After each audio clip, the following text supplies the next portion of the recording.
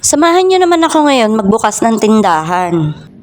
At dahil nga sa terrace lang yung tindahan natin, syempre araw-araw yan may mga alikabok.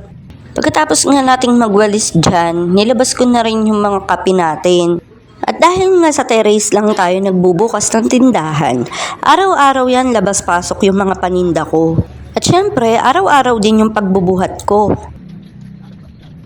Syempre, sa ngayon, tiyaga-tiyaga na lang muna tayo. Malay nyo, soon makapagpagawa tayo ng tindahan natin. Dito nga may umorder ng timpla na kape. Kaya ayan, pinagtimpla ko na muna sila. Umaga't hapon nga, mabili talaga sa akin ng mga kape. Lalo na yung mga patimplang kape. Pagkatapos ko nga magtimpla ng kape, itinuloy ko na rin yung paglabas ng mga paninda ko. At dito nga, napansin ko yung damit ko, baliktad pala. Pero syempre, tuloy pa rin ang paglilista at baka mamaya ay makalimutan ko pa yung ililista ko. Ako pa naman ay makakalimutin. Dito nga, biglang dumating yung order ko ng mga sabon. Sakto at ito talaga yung mga wala na akong stock.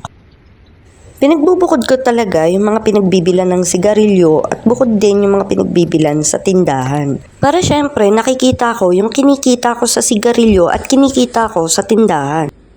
Ayun lang, salamat sa panonood.